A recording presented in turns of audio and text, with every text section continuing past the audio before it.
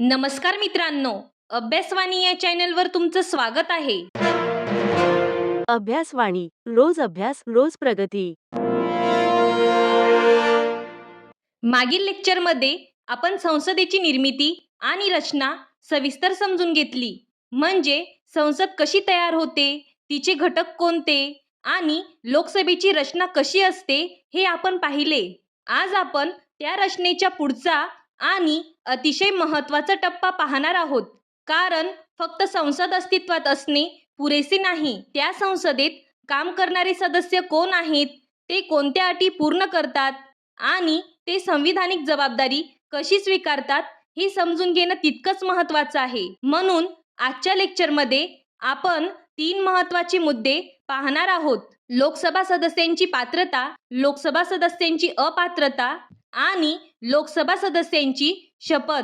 ही शपथ कोणाकडून दिली जाते, ती कोणत्या कलमानुसार दिली जाते आणि जर सदस्याने शपथ घेतली नाही तर त्याचे काय परिणाम होतात. चला तर मग सुरुवात करूया. लोकसभा सदस्यांच्या पात्रतेपासून. संविधानाच्या कलम 83(1) नुसार राज्यसभा हे कायमस्वरूपी सभागृह आहे. ती कधीही पूर्णपणे विसर्जित होत नाही. राज्यसभेचा सभागृह म्हणून कोणताही निश्चित कालावधी नाही. म्हणजे लोकसभेसारखी 5 वर्षांची मर्यादा राज्यसभेला लागू होत नाही. परंतु राज्यसभा सदस्यांचा कार्यकाळ संसद कायद्याद्वारे निश्चित केला जातो. सध्या लागू असलेल्या representation of the people act 1951 नुसार प्रत्येक राज्यसभा सदस्याचा कार्यकाळ 6 वर्षाचा आहे. दर 2 वर्षांनी सुमारे 1/3 सदस्य निवृत्त होतात आणि त्यांच्या जागी नवीन सदस्य निवडले जातात. यामुळे राज्यसभेची सातत्यता टिकून राहते आणि ती कधीच पूर्णपणे रिकामी होत नाही. संविधानात सदस्यांचा 6 वर्षाचा कालावधी थेट नमूद केलेला नाही. तो संसदेकडून कायद्याद्वारे निश्चित केला जातो. सध्या तो representation of the people act 1951 नुसार 6 वर्ष आहे. आता आपण लोकसभेविषयी थोडक्यात माहिती पाहूया. कलम 83(2) स्पष्ट सांगतो की लोकसभेचा सामान्य कार्यकाळ 5 वर्ष आहे. हा कालावधी निवडणुकीच्या निकालाच्या तारखेपासून नाही, निवडणूक जाहीर झाल्यापासून नाही, तर तो मोजला जातो पहिल्या बैठकीच्या तारखेपासून. समजा लोकसभा निवडणूक 2024 मध्ये झाली. पहिली बैठक झाली 10 जून 2024, तर तिचा सामान्य कार्यकाळ संपेल 10 जून 2029. ही कन्सेप्ट परीक्षेच्या दृष्टीने महत्त्वाची आहे. आता तुम्हाला प्रश्न पडला असेल, लोकसभेचा कालावधी वाढवता येतो का? सामान्य परिस्थितीत नाही, पण एक अपवाद आहे. राष्ट्रीय आणीबाणी कलम 352.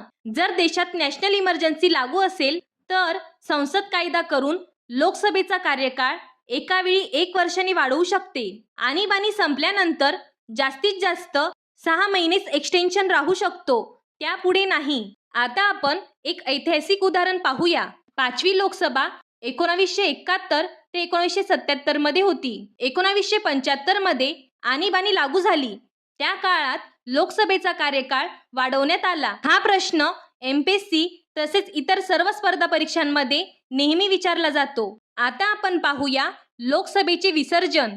लोकसभा 5 वर्ष पूर्ण झाल्यावर आपोआप संपते किंवा राष्ट्रपती पंतप्रधानांच्या सल्ल्याने आधीही विसर्जित करू शकतात. राज्यसभाप्रमाणे ती कायमस्वरूपी नाही.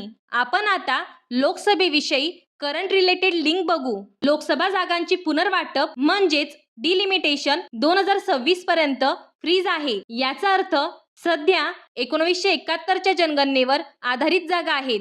2026 नंतर मोठे बदल संभव. पण लक्षात ठेवा, डिलिमिटेशन फ्रीजचा लोकसभेच्या 5 वर्षांच्या कालावधीशी डायरेक्ट संबंध नाही.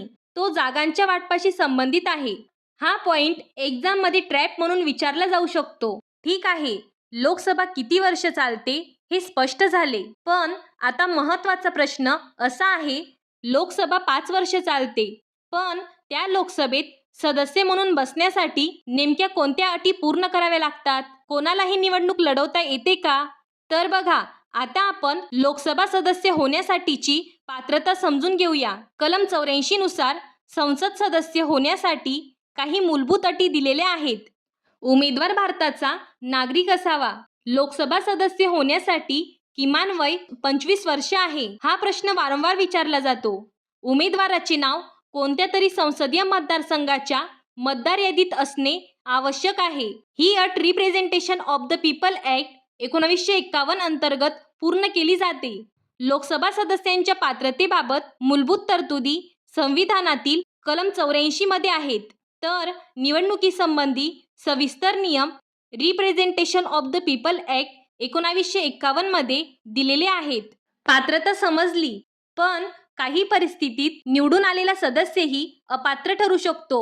चला आता अपात्रतेचे कारण पाहूया.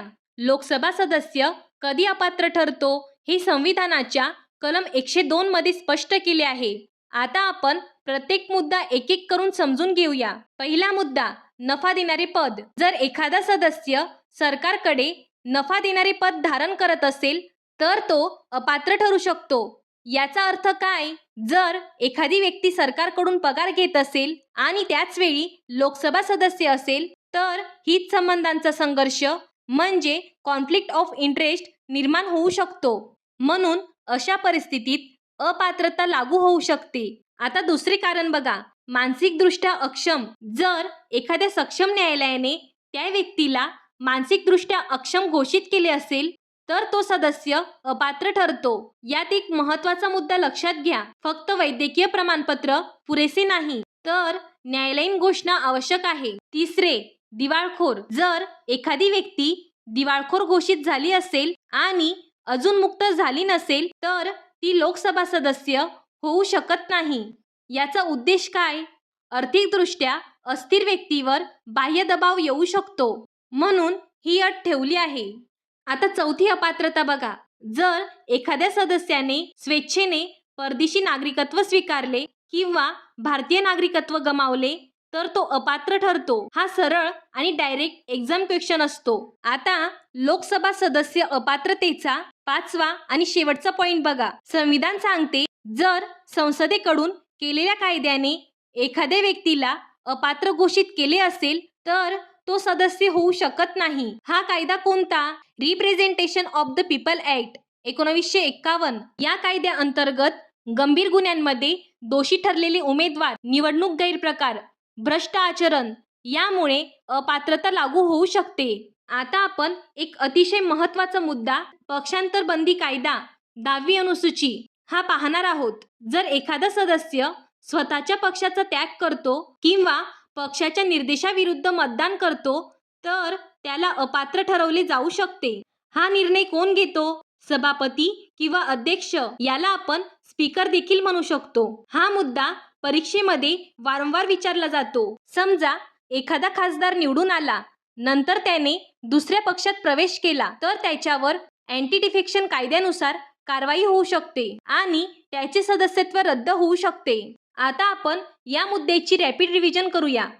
कलम 102 नुसार अपात्रता, नफा देणारे पद, मानसिकदृष्ट्या अक्षम, दिवाळखोर, नागरिकत्व गमावले, कायद्याने अपात्र, 10वी अनुसूची, पक्षांतर बंदी कायदा.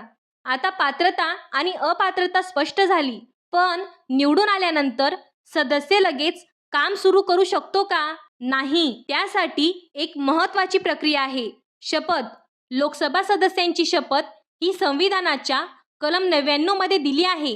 कलम 99 नुसार कोणताही सदस्य शपथ घेतल्याशिवाय सभागृहात बसू शकत नाही किंवा मतदान करू शकत नाही. शपथ कोणाकडे घेतली जाते? शपथ घेतली जाते राष्ट्रपती किंवा राष्ट्रपती यांनी नियुक्त केलेल्या व्यक्तीकडून. प्रत्यक्षात काय होते? साधारणतः प्रोटेम स्पीकर सदस्यांना शपथ देतो. जर सदस्याने शपथ घेतली नसेल तर तो मतदान करू शकत नाही, सभागृहात अधिकृतपणे भाग घेऊ शकत नाही, पगार आणि भत्ते मिळू शकत नाही. हा प्रश्न थेट विचारला जाऊ शकतो. आता एक छोटं उदाहरण पाहूया. समजा एखादा खासदार निवडून आला पण त्याने अजून शपथ घेतली नाही तर तो संसदेत उपस्थित राहू शकतो पण अधिकृत कामकाजात भाग घेऊ शकत नाही. आज आपण लोकसभा सदस्यांची पात्रता, अपात्रता आणि शपथ पूर्णपणे समजून घेतली. पुढच्या लेक्चरमध्ये आपण पाहणार आहोत संसदेचे पीठासीन अधिकारी. हा व्हिडिओ उपयुक्त वाटला असेल तर चॅनलला लाईक, शेअर आणि सबस्क्राईब करा अभ्यासवाणी म्हणजे concept based learning. Thank you. Abhyasvani रोज अभ्यास रोज प्रगती.